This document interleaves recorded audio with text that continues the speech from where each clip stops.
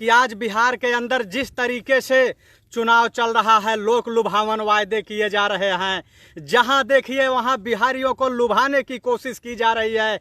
लेकिन बिहार के लोगों को मैं ये बताना चाहता हूं कि वोट डालने से पहले जब आप वोट डालने जाना तो उस समय लॉकडाउन में जो तुम्हारी पीठ पे लाठियां पड़ी है, जो तुम बंद कमरे में भूखों मर रहे थे, जो तुम बंद कमरों में प्यास से तड़प रहे थे, जो तुम 2-2 हजार किलोमीटर पैदल चल रहे थे, तो ये बिहार के अंदर जो पलटू राम है, ये जो पलटू राम है, यह क्या कह रहा था जानते हो?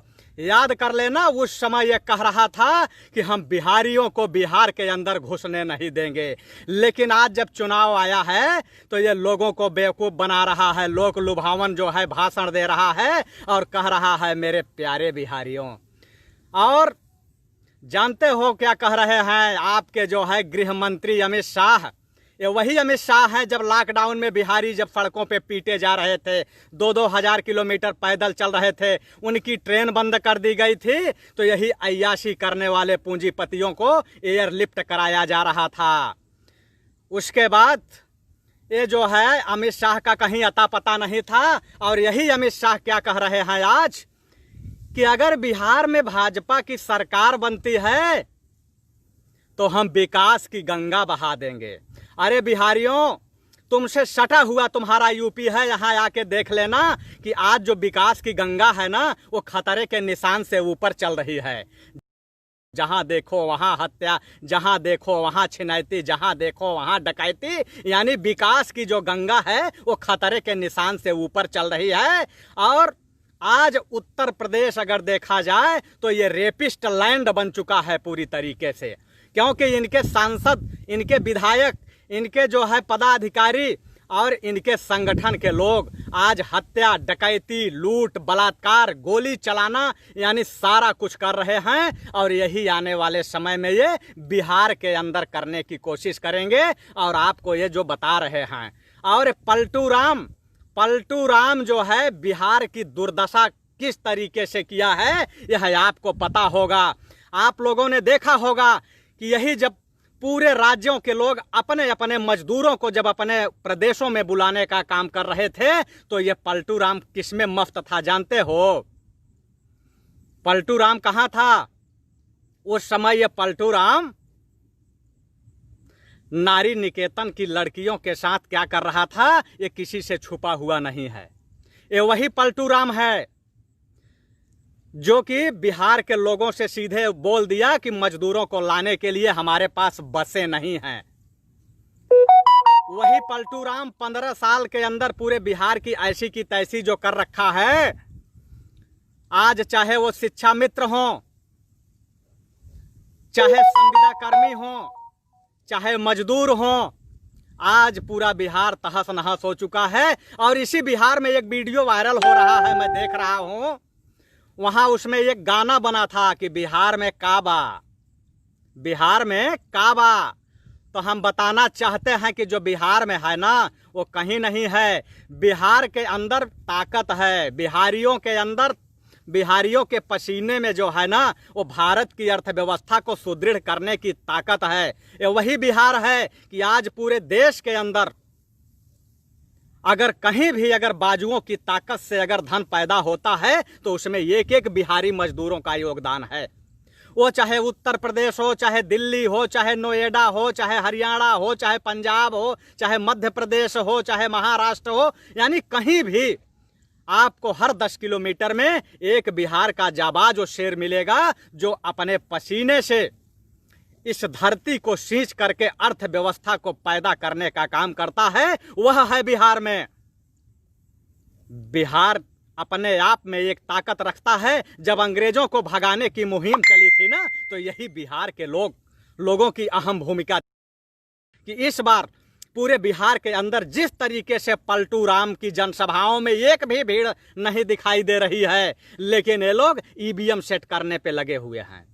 अगर बिहार के अंदर अगर बीजेपी और पलटू राम की सरकार बनती है तो ये समझ लेना कि ईवीएम से सरकार बनी है। लेकिन मैं बार बार कहता था कि ईवीएम का विरोध होना चाहिए, ईवीएम का विरोध होना चाहिए, लेकिन आप लोगों ने ईवीएम का विरोध नहीं किया। और जब तक आप लोग ईवीएम का विरोध नहीं करोगे, आखिर क्या मोह है इनको ईवीएम से? क्यों नहीं करा लेते बैलेट पेपर से चुनाव? बैलेट पेपर से चुनाव इसलिए नहीं करा रहे हैं कि इनको पता है कि क्या बिहार, क्या यूपी, क्या पूरे देश के अंदर सामंतवाद का खात्मा हो जाएगा। क्योंकि अंबेडकर साहब ने जो वोट की ताकत दिया है आपको, और उन्होंने कहा था कि राजा बनने के लिए रानी के पेट की नहीं, सिर्फ है आपके वोट की जरूरत है। तो इन लोगों ने ईवीएम मशीन ला करके आप वोट कहां डाल रहे हैं यह खुद आपको पता नहीं होता कि आपने वोट डाला कहां और आपका वोट गया कहां। इसीलिए इन्होंने ईवीएम लाया है। आज राजा बनने के लिए आपके वोट की जरूरत नहीं है, सिर्फ इनकी नोट की जरूरत है और ईवीएम के खेल की जरूरत है। ईवीएम का जब खेल चलता है तो आपका जो वोट है ना, वो आपका वोट निष्काम हो जाता है।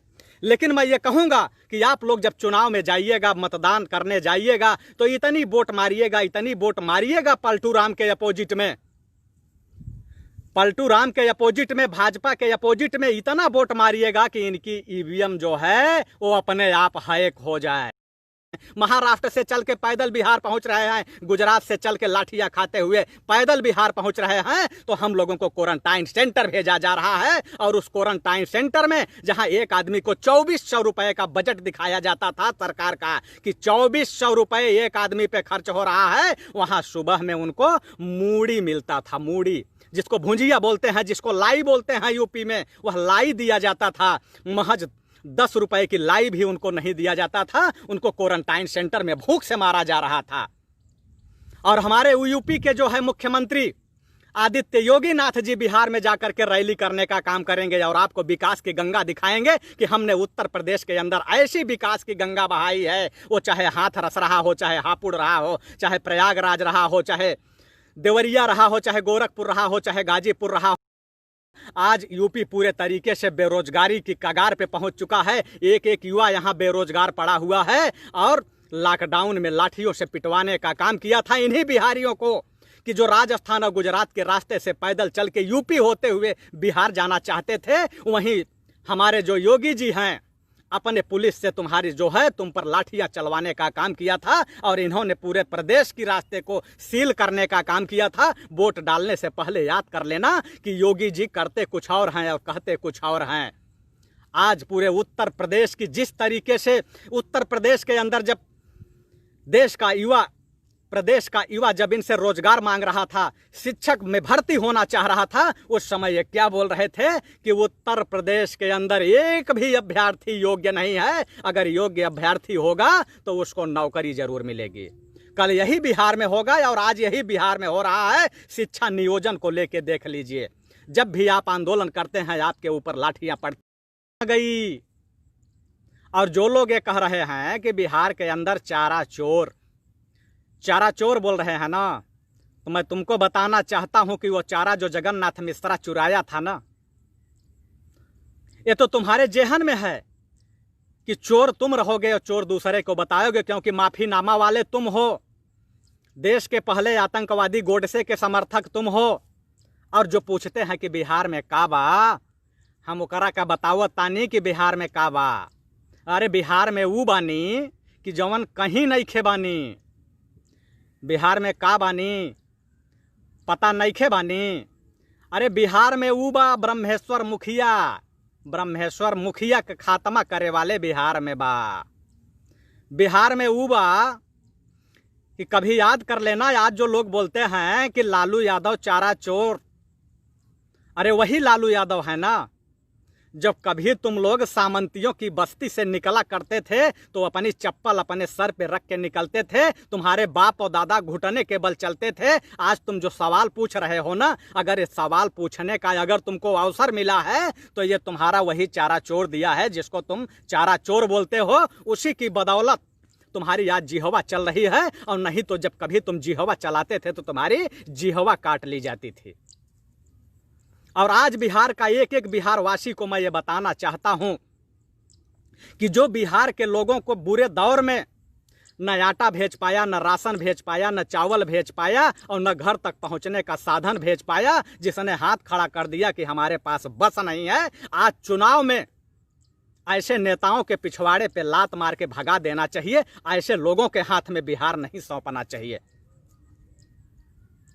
बिहार उसके हाथ में सौंपना चाहिए जो वायदा कर रहा है कि हम अगर 10 लाख नौकरी देंगे तो 10 लाख अगर नौकरी नहीं देगा तो उसके भी पिछवाड़े पे लात मार के भगा देना।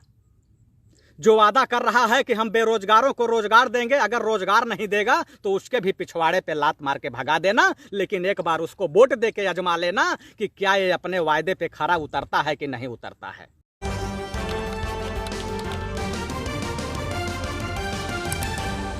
आपकी आवाज